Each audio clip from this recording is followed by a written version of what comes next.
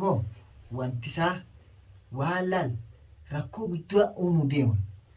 Assalamu alaikum warahmatullahi wabarakatuh. Ummata keenya ummata Oromoo martinuu salaamtaan tiyyaa ta'onnee irraa buqqite isin hageessu bikka isin jirtan maratti kan amantii musliimaa qabdan kan amantii kiristaanaa qabdan salaamtaan tiyya ta'onnee irraa buqqite isin hageessu isin jaa akkanumaan ugaa kun warraan tanaa aliitu na biratti argama. Amma durallee gaa kan na bira gartanii turtanii alii kana isaa na biratti argama. Amma dura gwaagwaa waarii dhabootti guyyaa takka nasruurratti dagolee takkana akkana jee ture guyyaa sanillee birmaan jira niin dhufaa jee dhufee irraan tana gaa nasruulleen gaa irraan tana gana dalagaa irraa galaa amma na biratti argamaa nasru aliini kunoo gaa walumaanuu waa inni naanjuu waa inni jibbatu ni dhagee. Akkasitti gaa niin dhufa jeellee golaartii irratti dagoleetiin ture. Laakiin ammoo ni jiraami jireenyi addunyaa kun wanniidhaati naamijaa'uu dhabee ni beektaa. Dhiyoo tanaas niin dhufa jeetumaan naamijaa'uu dhabee. Dalagaa fidanii jajeenaa beektan nuti kun akkasitti mijaa'uu dhabuurraa hinaafee jira akka miriyaati. Nagaa alhamdulillah galata rabbii kunoo asin keenya gaatee waan jiruu malee gaa'e numa jirraa maal jiruun kaasiin uumaata kan qabdu tarabbii jeenoo lamtu qaamshii tarabbii caala ilma namaarraa takkasiiti beektaa guyyaa si dawwaltee isatti nasrutti illee isaan beektaa ciisutti jira malee niin dagaa gaatee nasrutti dawwaltu. Marii je gizeen dhagee fadillee gaa inni dhufa jees mara dhageessinaan jee kaamma beektaa nasrullee uumanillee hin jiru gaa akka dalagaa jiran dhufallee jee jira. Akkasiitii meegaa. Bar wanni inni dhufa jeef. Eegaan gaafa dhiifama si kadhadhee wayin asitti deebiiree walillee nagarree. Isummaan tunu dhiiroo akkamirra jirtii jeetiin yaadni bakka yaadni na qabee jechuudha. Akkamitti kaan dhufummaas yeroon dhabeessa yeroo matanaatu nu dura fiigu jiraa wayi. Yeroo nu dura ce'u jirti yeroo dhabeetiin. Akkasitti hafe akka maali duuba akka isarra geessan. Saya balesa kaya waan irra geenye garree mitiati. Kannaan manguddoo sergeetuma eegatti dhiyoo na bira dhuftee kutte boodarra. Ni hafe. Manguddoo ergeetuma haa manguddoo waan bitatee ergeetu manguddoo san bitee ergeensa. Sa manguddoo san koo akkam isheesin. Ani akkasuma na dhibdee yoo bitee erge kaan bitee ergee bar tokko faan maa'u haa wadiriyyaanii tokko faan waa hundaniin godhaa fi maareen godha ani wayi maraattuu dhaabbileessa kiyya wayi maraattuu ni beekte isa kana duriisi wayi maraattuu akkanumatti ka'ee naaf godha jee mana gal niu angaa hin galuun jeeni mana nasruu sanumaa dheeyitaa hojii kana dhaqalaawii namni odoo wanni kiyya mana naan deebine ammoo hotsa kaayida walleen bitee ergeensa hojii maa bitee fi ergee manguddoo namaa tanaa hojii maa bitanii beektaa kaan dhalaa fi dhalaan beektu nama awwaalu beekti. Amma uummanni kun wanni akkanatti gara isaanii falmaniif maaliif ni beektaa? Isumaatutu yookaanuu akkanaan isinii ta'a. Walta'insaan dhufan malee manguddoon akkasitti dirqamaan namatti hin deemtu. Dhageetiin jira bara. Informeeshina dhageetiin jira. Amma gaafa dhiyoo saniis dhugaadhaati kan gara maleetti naqee jira. Gaafaan dhalaa fi duubsan jechuudha. Eeganaanumaa dhalammaan sanuu nu harkaa facaateetiti innis dhalaaleen tun naaf hin taa'anii jee gara galee beektaa guyyaa biraatti sammaas tabiraa naaf itti naan jee hoggaa akkas naan jiru ani itti ilaaleetiin amma osumaan sammuu xiyya tana keessa gamaggamu saboo isiin tun irraa hin nyaadhe irraa hin dhuge jeetiin akkasitti jijjiirama fide jechuudha dhufeellee dhiifama eegaan sigaa innumaa naaf inni walitti toluu dinnee eega sii galee. Hayyee oduu isaa ta'uu qabdaa silaati. Oduu isaa kaa ila gaafaa dhalaalee fidee dhalaa mucoosan fideefsan wal quban qabnu. Naaf inni waliin hootu eegalee eegas jala gara galaan isii galee akkasitti kaabee hundinuu rabbumarraayi atis obsiteetuma garteemi obsiteetuma keessa dabarfachuu qabda wanni hin dabarre hin jirtu sii galee barri akkuma barri kun dhufutti barri kaanis dhufa wanti haara innis akkasuma jala dhufti ilaala sii galee atimma hiraaruu hin qabdu. Maali hiraarsaa abboleessa kiyya mataa na gargaleeni. Rabbii jira. Waan namni qabeenya manaa dhabee. Khaniin asii dalagadda dhabee ka Itoophiyaa dhabee jechuun ati hanquma nasruu fi jaartiin isaa haati mana isaa fuugaanii jajjabeessanii abshir rabbiin tajaa isaanii kofalee beekuu hin danda'u maaliif rabbiin irraa kofalu ani ilma namaatii kofaluu hin danda'u rabbiin irraa kofalu hanquma isaa na jajjabeessanii as jira malee ana irra silaata carqii darbitee shaaraarra fiidu maaliif wallaahi abshir dasiinee harkata arraan tana kannaan gaa inshaallah rabbi wajjiin yoo kaawwanna ta'uu baate seeraa fi heeraan illee siif gaafannaa ayyaaniituma gaa. Na jajjabeessu jiranii malee siif deebi'aa abshir garaa murini akkatti onnettee fi niccitiin jaanii na jajjabeessa malee ani waasila.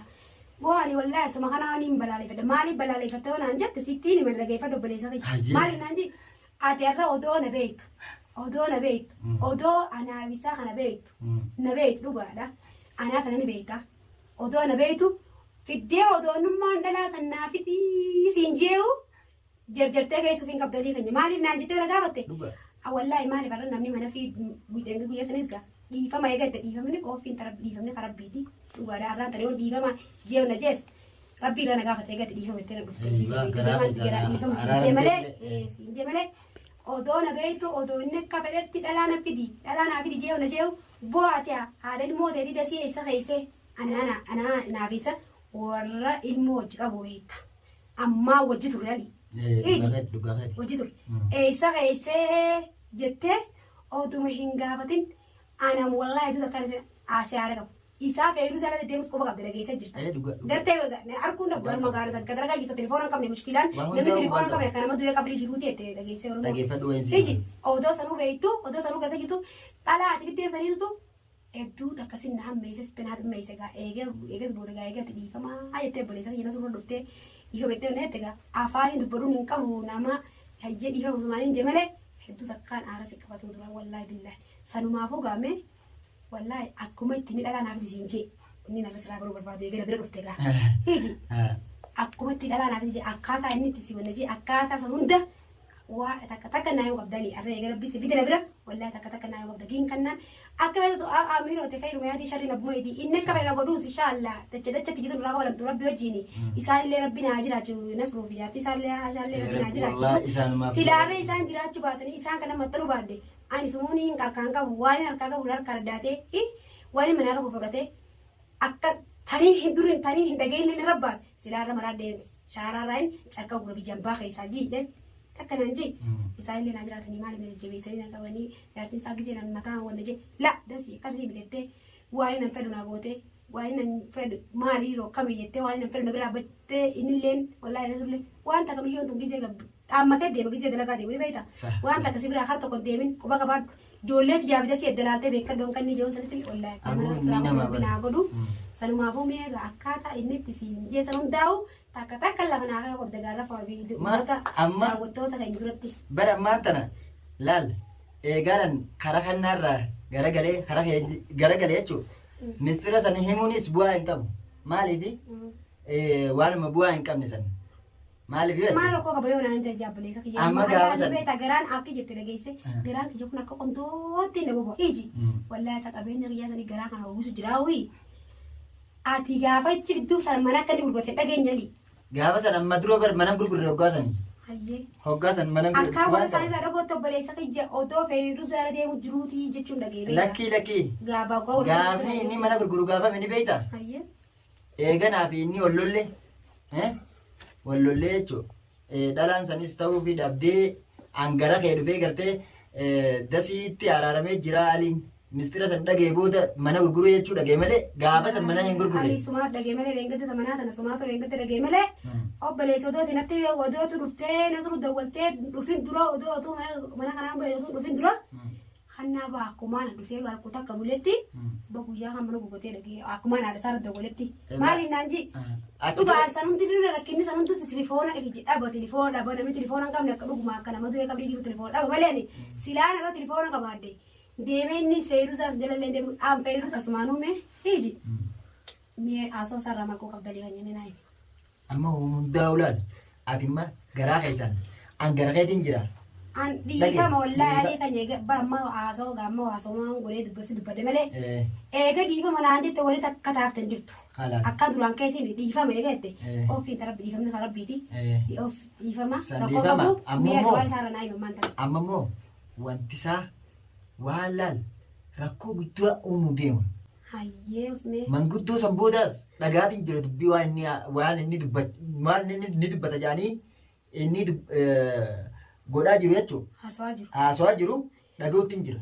Hayyee kam jamee natti. Amma ati anuma qabattee akkaanan gara kee tahee isa kana malatti goonu gola aartiitii wajjin yaadatti yaannee bilisummaa wanni keetiif jechuudha haqa keetiif. Siif mormi nu godhu qabda malee ana gara kee lolu jiru sirriitti naaf garaa keessaa naaf bitachuu dhabuu hin qabdu. Laa dhiifama wallaahi billee. Amma kanaafuu siifin himaami. Hayyee. kennaa rakkoo guddaa uumuu deema akkaan dhagootti. Hayyee ani bari qilleensa irra jiru. Deemee jaallaan akkanatti bakka ni jiraami. Yooniin ana kana godhuu baadde yoon akkas godhuu baadde jechuu jira jaan. Namoota sun hundaa isin hundaa'u siis ta'ee Nasruus ta'ee haadha manama Nasruutis ta'ee if eeggannaa guddaa godhuu qabdan isin ammaa booda. Maal jaa bileessa jennee turaa kuma qabnu. Wanni inni jiru akkasitti gaa. Hayyee. Angaamma ati na gaafachuun qabdu an siimeetiin jira. Kan naa kana jedhu maal fide Gulaala dubbiitiin siimee beeku. Nasruun firraa isa dhorka. Hiji ana dhalaata harkatee miidhoo taate malee ana faa nafta duraan miidhuu ture taate malee Nasruun nama akka isaa dirichiti teessu. Firraa dhorka maal adda taa'uu dasi nama waa godhe jedhu dhaadatu dhiirti dirree baatee dubbatti. Dirree beekan namaan dubbatti dhadhaatu. Tasanii dhiira akka isaati Nasruun takka nama firraa isa dhorka. Dhagee laal dubbii maraataatii fi dubbii hayyuu booda irratti dhufanii jiran. Hayyee. Ati ooma hundaafuu if eeggadhu siin jee kophaas deemtee wanni yoo ana faa kophaatti harkatee gaa yoo suuqa faa dhaqee ana faa waa godhe malee joma ana faa waa godhe malee ani Nasruun laal nama akkasaati ammaas deebi'ee mana Nasruuttiin iji kan na wadasi waa godhaa fi Nasruutti waa uumu jechuu ittillee dhaga'u ittillee maali naji ifumaa fi xaaxaa jee magaalaa keessa deemu malee obboleessa Nasruun nama akka isaati nama firraa isa dhorku. Ana taroru sutura seeni ana seena surun dhala mi baddi rakka saati rijala kai saati kafira isa dorku barbaris numan kan patu ne kamta kana jiha sawu ish dhage ana man tana sifemeni bas ati hunda bu jechu dhaamsaan siin jee kana sis ta'e Nasruus ta'e haadha mana Nasruutis ta'e ammaan tana akka badaa waan aaree jiru jecha jechu if eeggadha hoggaan siin jee hayyee naan jechuu qabda. Baay'ee siin jee Nasruun ramanii hin jiru. Hayyee akkanaati Nasruun